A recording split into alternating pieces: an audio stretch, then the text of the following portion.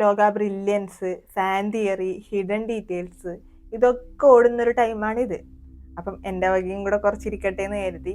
പിന്നെ സിനിമ കാണാത്തവർ ഇത് കാണണമെന്നില്ല, കാരണം സ്പോയിലേഴ്സൊക്കെ ഉണ്ട്. നമ്മൾ വിശ്വസിക്കുന്ന പുരാണങ്ങൾ അല്ലെങ്കിൽ പഴങ്കഥകൾ സത്യമാണോ മിഥ്യയാണോ എന്ന് നമുക്ക് വലിയ ഐഡിയയും കാര്യങ്ങളോ ഒന്നുമില്ല.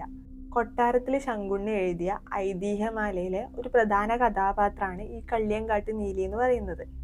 അപ്പോൾ അത് വായിക്കാത്തവരുണ്ടെങ്കിൽ തീർച്ചയായും വായിച്ചു നോക്കുക. ഇനിയിപ്പോൾ നിങ്ങൾക്ക് അതിൻ്റെ റിവ്യൂ പോലെ വേണമെന്നുണ്ടെങ്കിൽ ഞാനൊരു വേറൊരു വീഡിയോ ആയിട്ട് അത് ചെയ്യാം. അപ്പം ഇതിലേക്ക് വന്നാൽ ശരിക്കും ആരാണ് ഈ മൂത്തോൻ, ആരാണ് ഈ ഇഷ്താർ? ലോക സിനിമയുടെ ടൈറ്റിൽ കാർഡിൽ കാണിക്കുന്ന ആനിമേഷനിൽ തന്നെ അതിനെപ്പറ്റി കുറേയൊക്കെ പറയുന്നുണ്ട്. അപ്പം അതിലാദ്യം മൂത്തോനെ പറ്റിയിട്ട് ഞാൻ പറയാം. ഭൂമിക്ക് കിലോമീറ്ററുകൾക്കപ്പുറമുള്ള ഒരു ഗ്രഹം നിയന്ത്രിക്കുന്ന മദർ അല്ലെങ്കിൽ രാജ്ഞി എന്ന് പറഞ്ഞിട്ടുള്ള ഒരു കഥാപാത്രമുണ്ട്. ഇവർ ഭയങ്കര പവർഫുൾ ആയിട്ടുള്ള ഒരു ലേഡിയാണ്.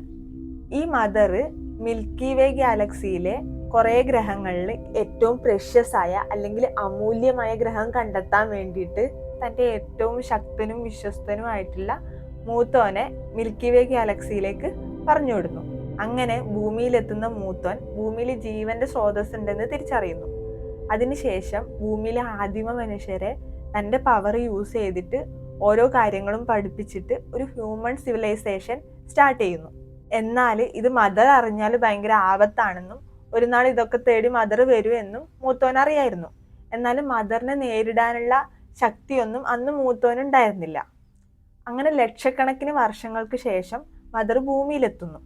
ഭൂമിയിലെ ഒരുപാട് സാധ്യതകളെക്കുറിച്ച് തിരിച്ചറിഞ്ഞ മദർ അവർക്ക് വേണ്ടിയിട്ട് പാലസും അമ്പലങ്ങളും ഒക്കെ നിർമ്മിക്കാൻ വേണ്ടിയിട്ട് മനുഷ്യന്മാരെ ഫോഴ്സ്ഫുള്ളി യൂസ് ചെയ്തു. ചുരുക്കം പറഞ്ഞാൽ ഒരു അടിമകളെ പോലെ യൂസ് ചെയ്തു എന്ന് പറയാം.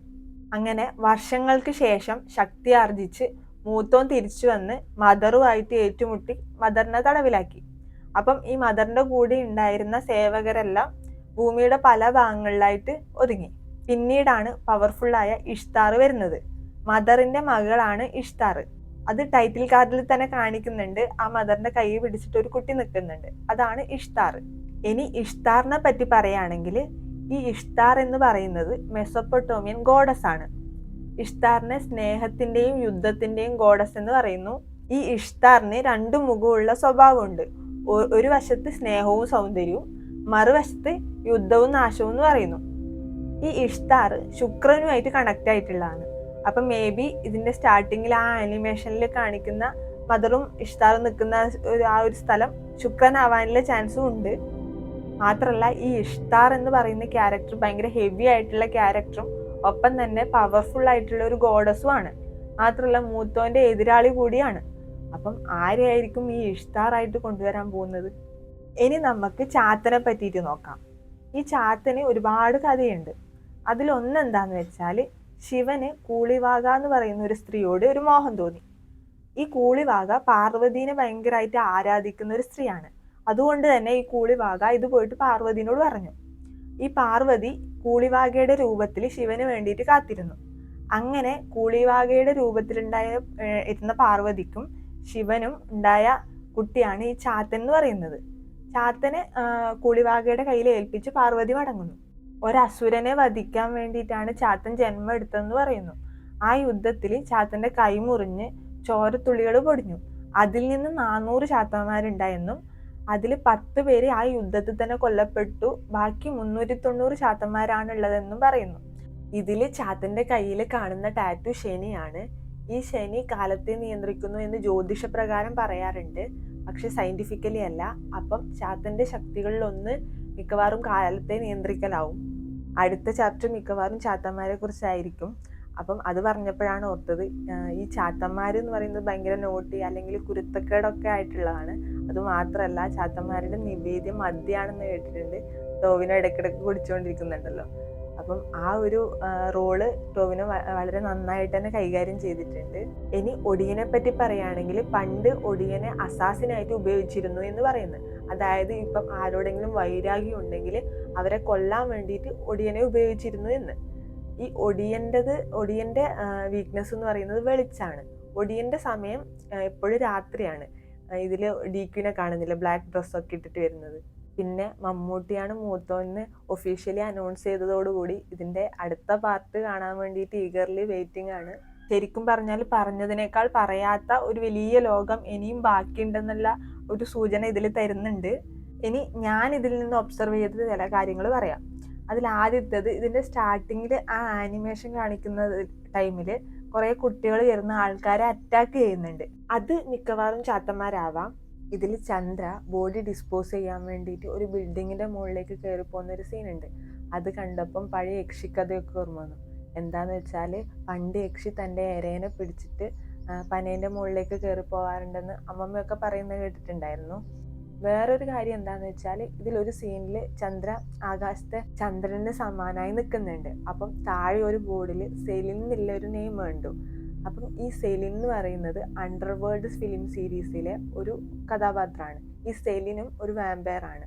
ഈ സെലിൻ്റെ കഥ എന്താന്ന് വെച്ചാൽ തൻ്റെ കുടുംബത്തെ മുഴുവൻ കൊന്ന ആൾക്കാരെ കണ്ടുപിടിച്ച് കൊല്ലാൻ നടക്കുന്ന ഒരു വാമ്പയർ ആണ് ഈ സെലിൻ എന്ന് പറയുന്നത്. സെലിനൊരു വളർത്തച്ഛനുണ്ട്. എന്നാൽ പിന്നീടാണ് സെലിൻ അറിയുന്നത് തൻ്റെ വളർത്തച്ഛൻ തന്നെയാണ് തൻ്റെ കുടുംബത്തെ മുഴുവൻ കൊന്നതെന്ന്. എന്നിട്ട് അതിനുശേഷം സെലിൻ വളർത്തച്ഛന് നേരെ തിരിഞ്ഞിട്ട് വളർത്തച്ഛനെ കൊല്ലുന്നു. നീലിക്കായാലും മൂത്തോൻ വളർത്തച്ഛനെ പോലെയാണ്. കുഞ്ഞു നീലിക്ക് ആദ്യം ശക്തി കിട്ടുന്നത് ഒരു ഗുഹയിൽ പോയിട്ട് അവിടെ താഴെ വീണ ഒരു പ്രതിമത്തല തൊട്ടതിന് ശേഷമാണ്. അത് മിക്കവാറും ഇഷ്താറിൻ്റെ ആവും. ഇതൊക്കെ തിരിച്ചറിഞ്ഞാൽ മേ ബി നീലിയും മൂത്തോന് എതിരെ ആവാനുള്ള ചാൻസ് ഉണ്ട്. വേറൊരു കാര്യം എന്താന്ന് വെച്ചാൽ ആ ഗുഹയിൽ വെച്ചിട്ട് നീലിയെ കുറെ വവ്വാലുകൾ ആക്രമിക്കുന്നുണ്ട്. അത് ചാത്തന്മാരായിരിക്കാം. അതെങ്ങനെ വവ്വാലുകൾ ചാത്തന്മാരായെന്ന് വെച്ചാൽ മൈ ഡിയർ കുട്ടിച്ചാത്തൻ്റെ ക്ലൈമാക്സിൽ ആ കുട്ടിച്ചാത്തൻ വവ്വാലായി മാറുന്നുണ്ട്.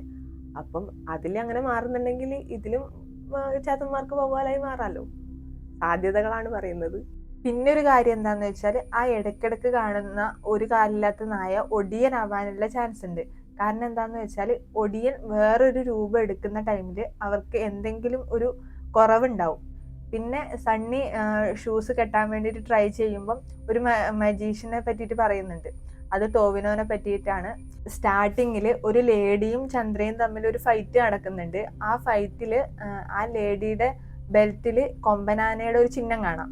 അത് ഇഷ്താറിന്റെ ചിഹ്നമാണ്. അപ്പം ആ ലേഡി ഇഷ്താറിന്റെ ആളാവാൻ ചാൻസ് ഉണ്ട്. പിന്നെ പറയാനുള്ളത് ഇതിലെ കിളിയെ കിളിയെ സോങ്ങിന്റെ റെഫറൻസ് ആണ്.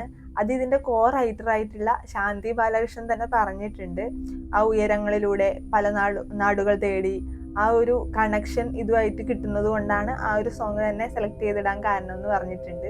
പിന്നെ വില്ലനെ പറ്റി പറയുകയാണെങ്കിൽ വില്ലൻ കുറച്ച് സ്ത്രീ വിരുദ്ധനായിട്ടുള്ള ഒരാളാണെന്ന് നമുക്ക് അതിൽ നിന്ന് മനസ്സിലാവാൻ പറ്റും. കാരണം എന്താന്ന് വെച്ചാൽ തന്നെക്കാളും ഉയർന്ന പോലീസ് ഉദ്യോഗസ്ഥനെ ഒന്ന് സല്യൂട്ട് ചെയ്യാൻ ഉള്ള ഒരു മടി. പിന്നെ രാത്രിയിൽ ആ പെൺകുട്ടി നടന്നു വരുമ്പം ചോദിക്കുന്നുണ്ട് രാത്രിയിൽ എന്ത് ചെയ്യാ, വീട്ടിലിരിക്കാതെ രാത്രിയിൽ എന്ത് ചെയ്യാന്ന് ചോദിക്കുന്നുണ്ട്. പിന്നെ അമ്മയോട് കല്യാണത്തിന്റെ കാര്യം പറയുന്ന ടൈമിൽ പറഞ്ഞ് വേറെ എവിടെന്നെങ്കിലും നോക്കിക്കോ, ഈ നാട്ടിൽ നിന്ന് വേണ്ട എന്നുള്ള ഒരു രീതിയിൽ സംസാരിക്കുന്നുണ്ട്. ഒപ്പം തന്നെ മറ്റുള്ള ബാക്ക്ഗ്രൗണ്ട് സ്കോറിനെ പോലെ തന്നെ ഈ വില്ലന്റെ ബാക്ക്ഗ്രൗണ്ട് സ്കോറിനെ പറ്റിയിട്ട്, അതായത് സാൻഡി മാസ്റ്ററിന്റെ എൻട്രി ബാക്ക്ഗ്രൗണ്ട് സ്കോറിനെ പറ്റിയിട്ട് ആരും പറയുന്നതൊന്നും കേട്ടിട്ടില്ല. പക്ഷെ എനിക്ക് കൂടുതൽ ഇഷ്ടമായത് അതാണ്. പിന്നെ ഇതിലെ ചന്ദ്രയുടെ കുട്ടിക്കാലം ചെയ്യുന്ന ആ കുട്ടിയും ഭയങ്കര നന്നായിട്ട് ചെയ്തിട്ടുണ്ടായിരുന്നു. വേറൊരു കാര്യം എന്താണെന്ന് വെച്ചാൽ ഇതിലെ കല്യാണിയുടെ എക്സ്പ്രഷനെ പറ്റിയിട്ട് കുറേ പേര് പറയുന്നത് കേട്ടു, എക്സ്പ്രഷൻ ഒന്നും വരുന്നില്ല എന്ന്. ഈ ചന്ദ്ര എന്ന് പറയുന്ന ക്യാരക്ടർ ഒരുപാട് വികാര വിക്ഷോഭങ്ങളിലൂടെ കടന്നുപോയ ഒരാളാണ്. അങ്ങനെയുള്ള ഒരാൾ എപ്പോഴും ആ വികാരങ്ങൾ കാണിച്ചുകൊണ്ട് നടക്കണമെന്നില്ല. പിന്നെ ഒരു നിർവികാരത പോലെയൊക്കെ ആയിരിക്കും. അത് ആ ഫിലിമിൽ തന്നെ പറയുന്നുണ്ട്. തൻ്റെ പ്രിയപ്പെട്ടവരുടെ ഒരുപാട് പേരുടെ മരണം കാണേണ്ടി വന്ന ഒരാളാണ് ഈ ചന്ദ്ര എന്ന് പറയുന്ന ക്യാരക്ടർ. അപ്പം it's not easy being immortal. പിന്നെ പറയാനുള്ളത് ഇതിൻ്റെ ഡയറക്ടർ ഡൊമിനിക് അരണിനെ പറ്റിയിട്ടാണ്. നമ്മളെ പുരാണങ്ങളും വിശ്വാസങ്ങളും മനുഷ്യൻ്റെ ഭാവനയും ചേർന്നിട്ട് ഒരു മിസ്റ്റിക്കൽ അനുഭവം പ്രേക്ഷകർക്ക് സമ്മാനിച്ച വ്യക്തിയാണ് അദ്ദേഹം. അപ്പം അദ്ദേഹത്തിന് തീർച്ചയായും നല്ല രീതിയിൽ തന്നെ അഭിനന്ദിക്കണം. ഒപ്പം തന്നെ ഇതുപോലുള്ളൊരു തീം ആൾക്കാർ പോസിറ്റീവായിട്ടാണോ നെഗറ്റീവായിട്ടാണോ എടുക്കുക എന്ന് യാതൊരു ഐഡിയ ഇല്ലാത്തപ്പം മുന്നോട്ട് വന്നത് പ്രൊഡ്യൂസ് ചെയ്ത ഡീക്വിനെ അപ്രിഷിയേറ്റ് ചെയ്യണം. കൂടെ ഇതിൻ്റെ കോ റൈറ്ററായിട്ടുള്ള ശാന്തി ബാലകൃഷ്ണനെയും. ഇനിയിപ്പം ലാസ്റ്റായിട്ട് എനിക്ക് 2 കാര്യങ്ങളാണ് ചോദിക്കാനുള്ളത്. ഒന്നാമത്തത്, വിജയരാഘവൻ്റെ ക്യാരക്ടർ എന്തിനു വേണ്ടിയിട്ടായിരിക്കും ബ്ലഡ് കളക്ട് ചെയ്തത്? രണ്ടാമത്തെ കാര്യം, ശരിക്കും മൂത്തോൻ എന്തിനു വേണ്ടിയിട്ടായിരിക്കും ചന്ദ്രയെ വിളിച്ച് എത്തിയിട്ടുണ്ടാവുക? ചാത്തന്മാർ വരും.